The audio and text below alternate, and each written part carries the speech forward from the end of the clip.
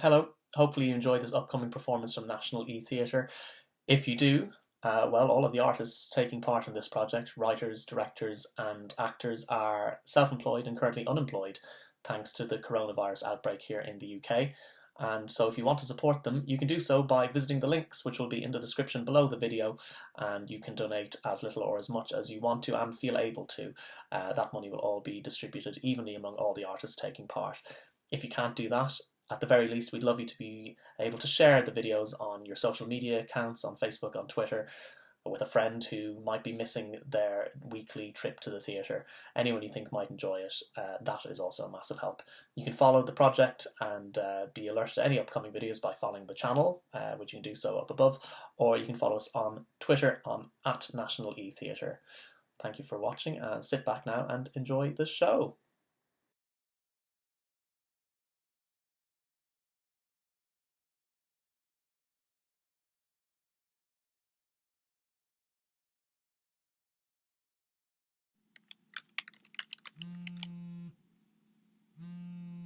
I'm at work when I get the call. It's Mum. She never calls me at work, so I know something's happened. Brooke, it's your mother. I know, Mum. It comes up on my phone when you call. Oh. Are you sitting down? Yes. I don't know how to say this. What's happened? Oh gosh. This is difficult. My mind is racing through scenarios. The house has burnt down. Our dog Lulu's died. Dad's had a stroke. He's got cancer. Mum's got cancer. They're getting a divorce. Are you sure you're sitting down? Yes, Mum. What's happened? Well, there are some pictures of your bum online. What? Pictures of your bum in lacy pants online. What? Where online? What do you mean? On Google. Why were you Google searching my bum? Don't be ridiculous, Brooke. I was on that email you sent about your birthday and a message popped up saying Brooke has shared some photos, so I clicked on them and when I scrolled through, your bum came up. Several times, actually. I'm panicking. I have, in fact, taken multiple pictures of my arse. Arse in grey lace French knickers, arse in a black satin thong, arse with a butt plug in. Oh, fuck. Has she seen arse with a butt plug in? Why were you taking pictures of your bum?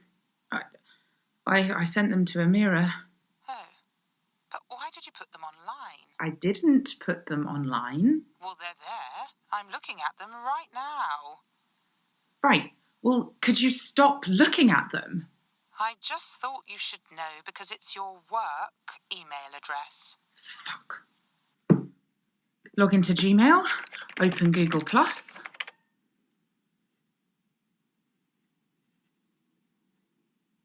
Every photo I've ever taken has been shared online with all my contacts. My boss. All my colleagues. Everyone. I start furiously deleting the offending images, wondering how the fuck this happened. I mean, this sort of thing just doesn't happen to me. I don't make mistakes. Get my new phone out, open Settings, Photos, Backup and Sync on. I'm hit with a vivid memory of the man in Carphone Warehouse asking me if I wanted to back up and sync my photos. I thought they were backing up and syncing somewhere private, in case I dropped my phone down the loo. I didn't think they were syncing to my public Google Plus account. The silver lining is the butt plug pictures didn't make it into the Google highlights. I'll find it funny in a few weeks. Amira will piss herself. I tell her when we're in bed together later that night, really hamming it up for comedic effect. So she saw your bum. Big deal, not like she hasn't seen it before. And she rolls over, turning her back on me and switches the light out. We haven't had sex in ages. We used to do it all the time. We couldn't keep our hands off each other. When I wake up the next morning, Amira's already left for work. That's new.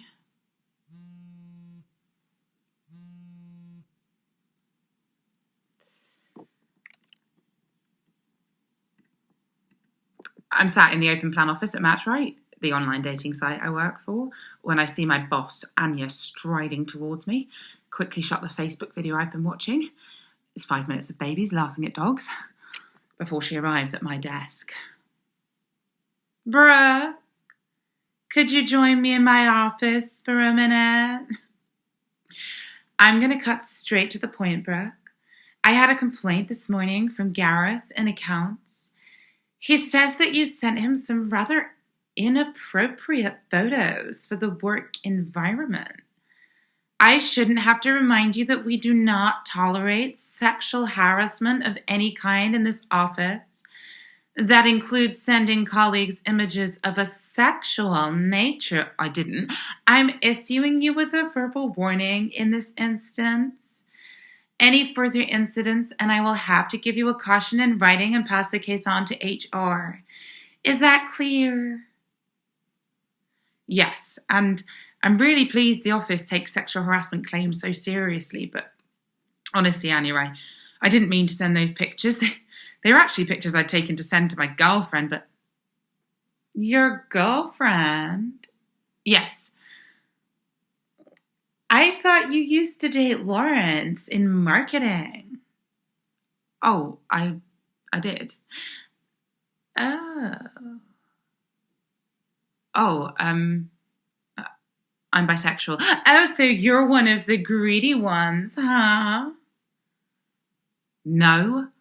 I just like the green M&Ms as well as the blue ones, and there are yellow non-binary M&Ms I'd happily eat as well. But that doesn't mean I'm going to eat all the M&Ms and leave none for you. I imagine shouting that at Anya as I throw M&Ms in her face, but instead I just say, well, I've just got the one girlfriend, still leave 7.4 billion people on the planet for you. That's all. You can leave now. When I get home, Amira's watching the football. England are losing, which means she'll be in a right stinker. It's 1-0, so they could pull it back. They don't. Belgium win, 4-1. Shocking! It was the men's team playing, though, by the way. Do you want a beer? I'm going out. Oh. Where? Rose and Crown. With who? The Ali Pali FC girls. That's the footy team she plays for. Will you be back late? No.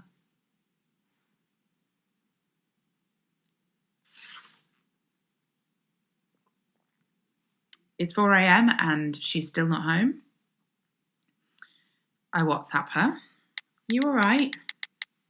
Watch as it turns to 2 blue ticks. Wait for it to change to typing. She goes offline.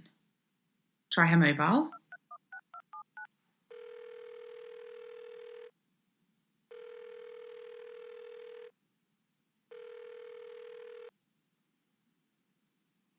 Nothing. She comes back online. Call her again.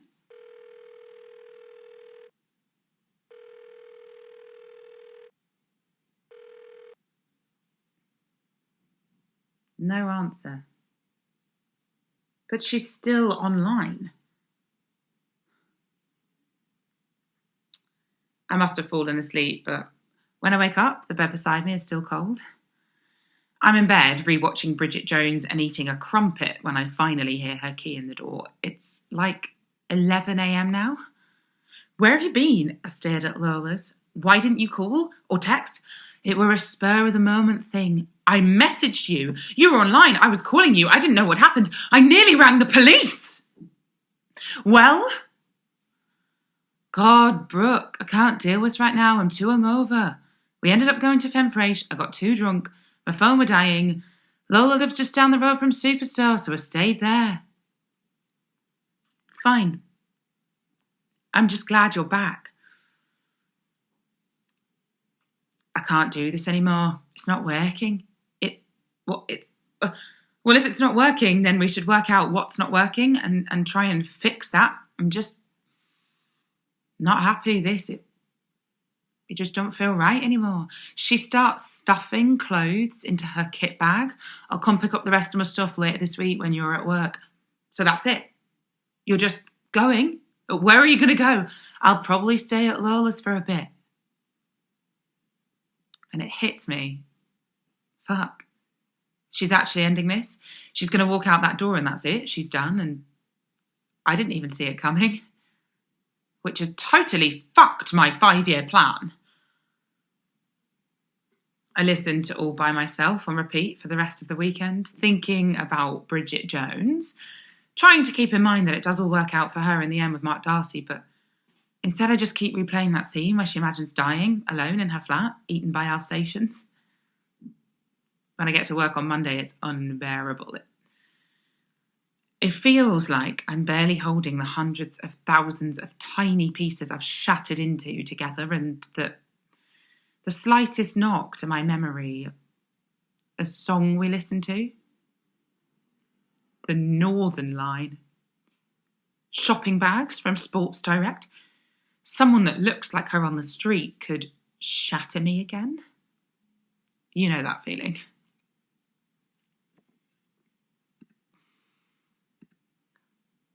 Anya wants to create a marketing campaign where we interview real couples who've met on Matchright since it launched. It's not technically my department, but apparently we're short-staffed, so I'm reading testimonials to pick out the best ones.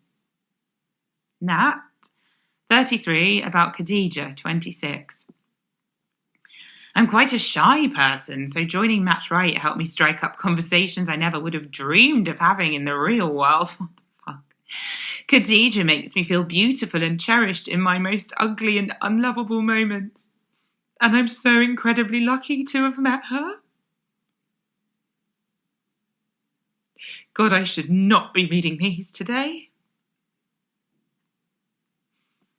The first time I saw Amira, I was standing at the bar at BFI Flair. It was fucking rammed. It always is, but I'd finally managed to slip into a gap at the front and was trying to make eye contact with one of the bar staff when I felt someone slide in next to me, grab the bartender's attention and shout out, 3 double gin and tonics. I turned, ready to lay into whoever had the audacity to push in, but when I locked eyes with her, my heart leapt into my mouth. Shit, sorry, were you next? No, it's fine, you go. Shit, no, sorry, I didn't mean to push in. What you want? I'll buy yours. A Moscow Mule, please. I'd been single for almost all of my 20s, desperately trying to find someone in that post-university panic where you realise almost everyone else has coupled off. You'd think it would be easy in London with so many people, but it wasn't. I mean, it isn't. It's almost like everyone has too much choice. I guess that's what's cool about Matchright is it's more than just swiping left or right on a picture. You answer questions about what you want and what you like, and then our site processes that data to give you matches based on our compatibility algorithms, which I write. It's like using maths to make dating more successful. I've actually never online dated, though. I wanted to find love like in the movies. I wanted serendipity and Sleepless in Seattle. I wanted a love so fierce it never died, like Ali and Noah in The Notebook. I wanted, I'm just a girl standing in front of a boy asking him to love her, because they promised us that. But I guess it doesn't actually work like that in real life. I did used to wish Amira was more romantic, though. Sometimes I thought, if she'd just watched some of the rom-coms I grew up on, she might understand me more, but she said she refused to watch anything shit. I used to watch all the true crime documentaries she was into, even though they made me feel a bit sick. I confronted her once. If you don't like 'em, why'd you watch 'em? Because sometimes you do things for the people you love to make them happy.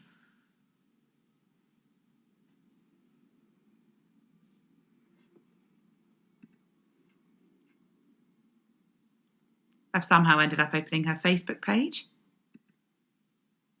She's changed her profile picture. It's a picture of her and Lola. They're kissing. I'm clicking through pictures of them together in the past, trying to work out exactly when it started.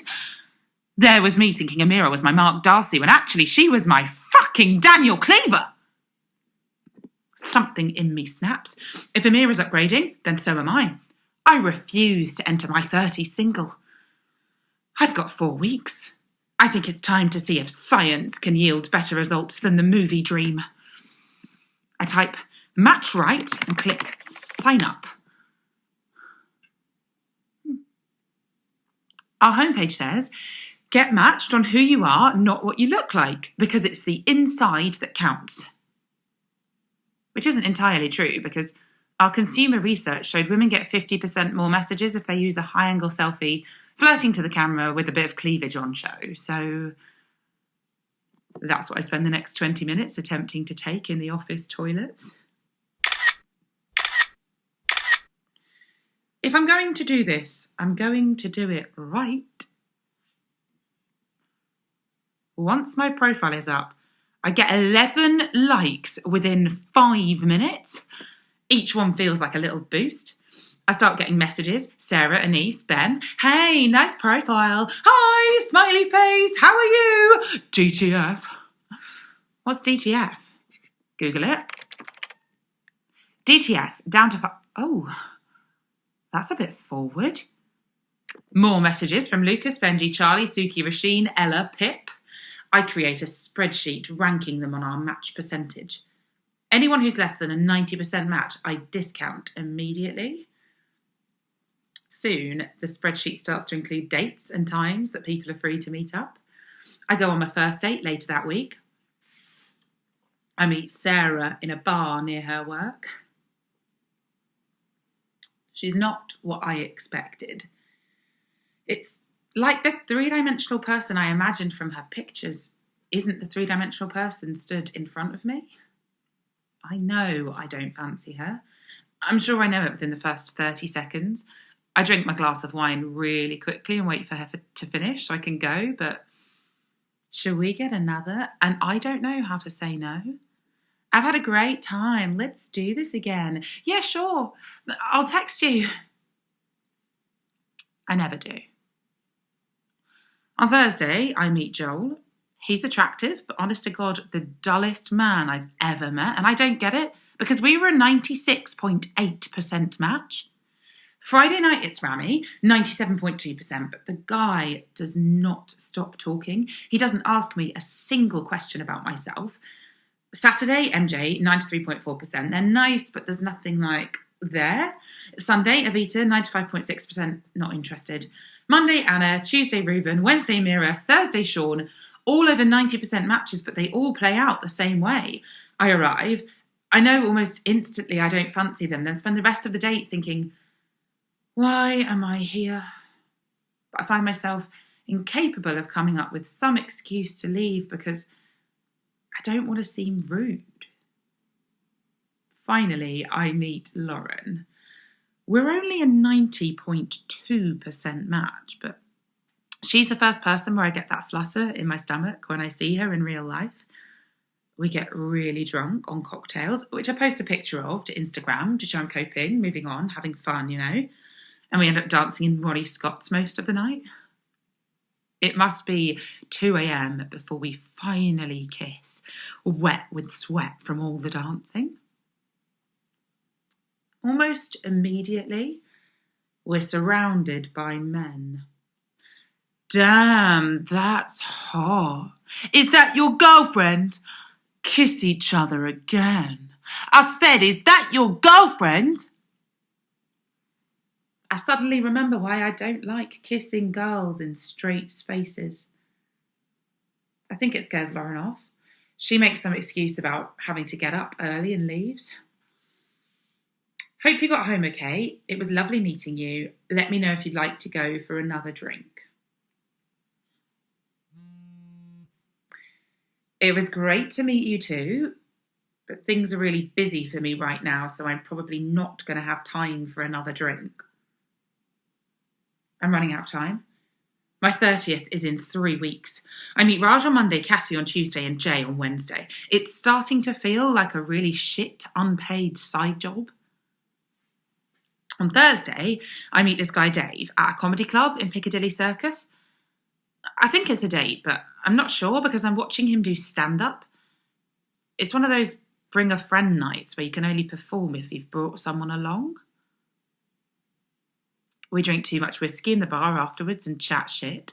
Suddenly it's 2 a.m. and I'm stumbling home from the night bus, polystyrene box of cheesy chips dripping in ketchup clutched in my hand, wondering what the fuck I'm doing. I didn't even like him. His set was awful, and he had this terrible habit of interrupting all my stories just before the punchline to tell his own funnier story. But all he had to say was, "Another drink, go on, one more," and I stayed because by this point, some company is better than nothing, right? I'm so hungover at work the next day, I can barely function. I spent most of the morning on Facebook. Chloe Rowland invited you to engagement drinks? Maybe. Lucy Ellis is with Holly Carter. Just picked up the keys to our new house. Go you. Taka Bryant and Jenny Liero are so excited to say that today 2 became 3 as we welcome little Milo into the world. Mum and baby are doing well. I make myself an espresso and text Dave because maybe we did actually have quite a nice time. It was great to meet you, but I just don't think there was a spark. I drag myself through the rest of the afternoon and then take myself home to get ready to meet my next date, Charlie, at a warehouse party in Hackney Wick.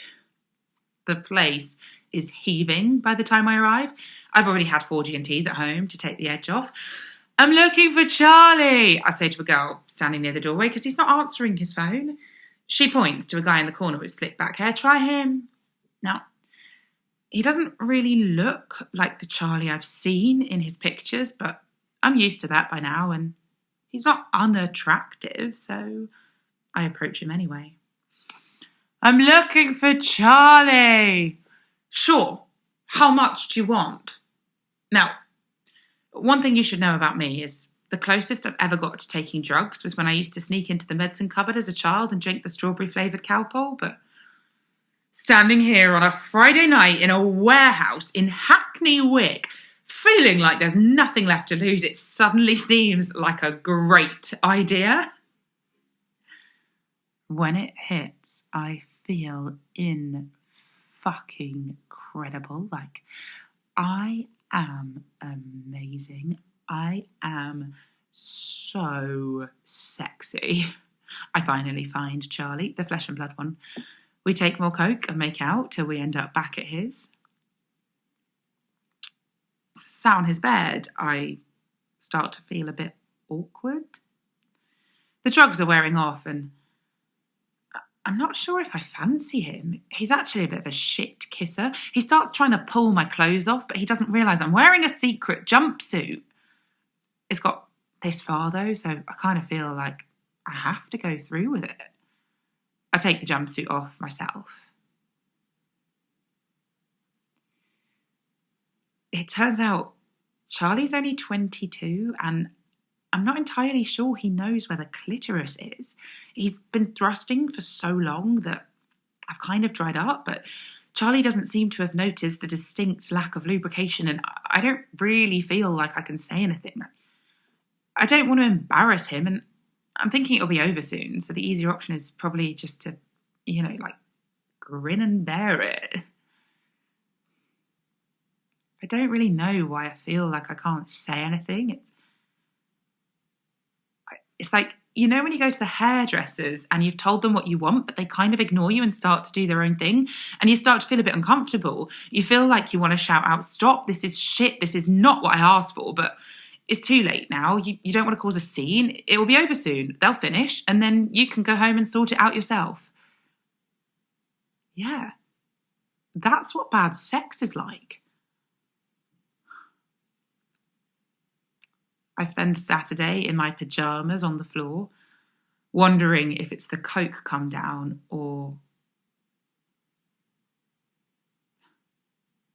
that I miss Amira.